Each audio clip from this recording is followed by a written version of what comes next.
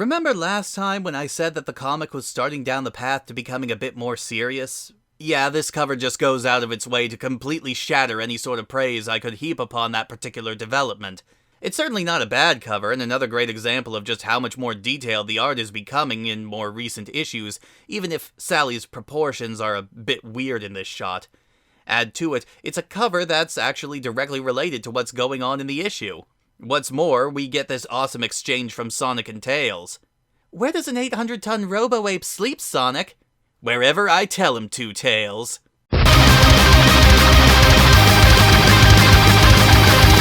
The comic opens to a scene of Sonic doing what he does best: be fast and be egotistical, playing ping pong with himself as we get the title of our first story. Where's the title? Where's the title? It's not here. Huh, what a curveball.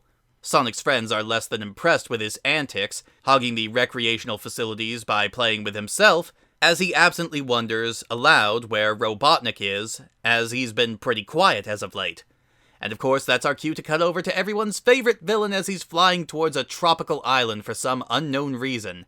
The island in question is known as Skull Island, and Robotnik, being carted around like some Egyptian pharaoh, states that this is exactly where they need to look. And with that declaration, we finally get the name of our story: Guerrilla Warfare, or The Apes of Wrath. Take your pick. After a quick look around, a giant footprint is discovered, and Robotnik finally reveals to his underlings what they're doing on this tropical island. They are there to try and find the owner of that massive footprint, Robotnik's son. And after that, we get a lengthy flashback bit with some honestly pretty humorous narration by Robotnik as he expounds on one of his earliest experiments. "A handsome lad. Brilliant, too." Huh, this is starting to sound familiar to me. "I was 8 years old and the most popular student in the academy. Ah, yes. How they loved me." And if you recognize that clip, congratulations. You miss Crash Bandicoot as much as I do.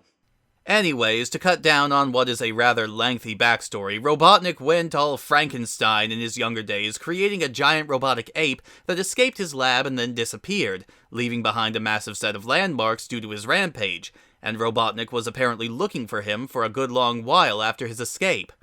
"I searched long and hard, high and low, hither and yon. Despite my best efforts, he had vanished into the stuff of which legends are made, living on only in my heart." Hey, wait a minute. "Snively, what color is my heart?" "I don't see a heart, sir." "Exactly." "I call foul." Snively asks why Robotnik is so sure that his creation is on the island, and Robotnik shows off his dossier of satellite photos of said island. I guess now that he's the absolute undisputed dictator of all the world, he can do things like that. I'd question why he's able to find his old creation, but not his mortal enemies with that sort of technology at his disposal. But then we actually meet the son in question, King Gong. I gotta say, I do like the design of this beast. It's still relatively minimalistic, and I question the logic of using a metal as soft as gold for the construction of a robot, and the massive clock in the center of his chest, but it does at least look intimidating. Massive fangs, red eyes, a constant snarl on his face. It does look every bit the legitimate threat that Robotnik's been building it up to be. And given that it so easily escaped from its creator last time and seems to be a mindless beast, incapable of loyalty or obedience, how does Robotnik plan on gaining its trust? Oh, banana! Yep, that's right, a giant bunch of bananas is apparently enough to get the giant robotic ape fully on board with obeying Robotnik for the rest of its days. And that ends the first half of the comic, folks. I joke, but while the opening to the story is a bit extraneous, it actually is pretty funny. You could cut the whole beginning and background with Robotnik creating and losing Gong and lose almost nothing from the main story, but the humor here has noticeably improved. We roll into the second half of the story with Sonic and Sally packing for a picnic. You'd think that they would have learned their lesson by this point, as every single time they go out for a picnic, something has gone wrong. Sonic is still on edge about the fact that Robotnik hasn't been seen for a while, but Sally attempts to calm him by saying that Robotnik hasn't been seen in a while, so there's no reason to be on edge, even though this is the perfect time to be on edge.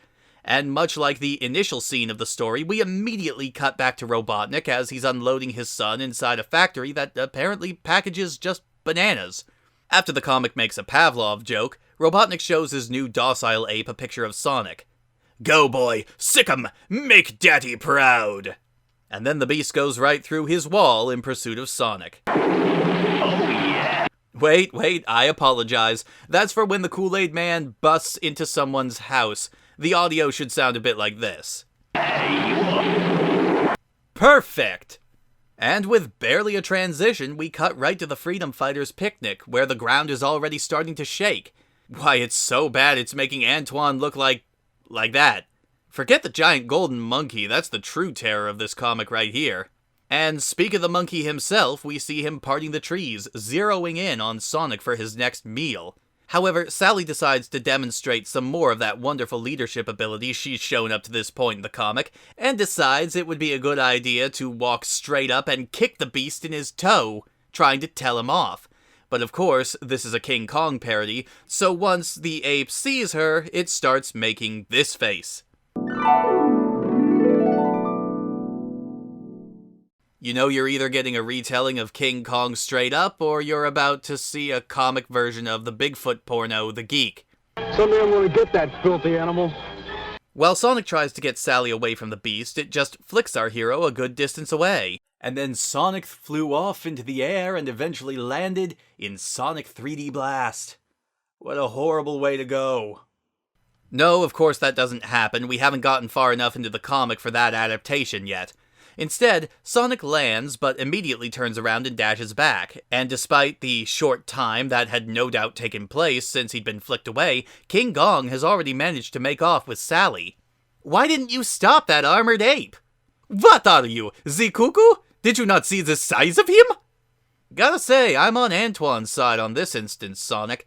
It's not like he and Tails are really equipped to handle a threat of that magnitude on their own. Yeah, I complain about other characters not doing anything in given situations all the time, but at least in those situations they have the means to be somewhat helpful, even if it's in a small capacity. Here, though? Well, did you see the size of that freaking thing? I wouldn't want to go near it either. But not to worry, because Sonic's not going to give up yet. A quick cut and a Mighty Mouse reference later. Here I come to save the day! We're officially introduced to Sonic and Tails' beloved plane, the Tornado, for the first time in the comic. Of course, no explanation is given as to how long they've had it or anything, but we can't worry about such trivial details now. We gotta cut back to Robotnik and see what he's up to. Snively spots Robotnik's robot through his weird binocular radar scope-o-matic thingy. Pardon me for asking, sir, but why is your son climbing the Transmobius Trade Center? He's headed for the mini-mall at the tippity-top with that squealing squirrel! Not bad in terms of alliteration, but I'm not sure about the use of the phrase tippity-top. I'm gonna have to go to the judges on this one. Judges? It's good! Turns out the beast just wanted to bring Sally up to the top so that he could show her the sunset. Aw, that's sweet. And Sally even says as much, attempting to let him down gently. But I already have a boyfriend. If you say so, Sally, it's sort of up in the air at this point. Cut back to Sonic, Antoine, and Tails, armed with a reservoir of banana oil, flying towards Gong on top of the tower. Gong sees them coming, and remembering his original mission of eating Sonic, illustrated here with a reminder of one of the worst memes to hit the early internet.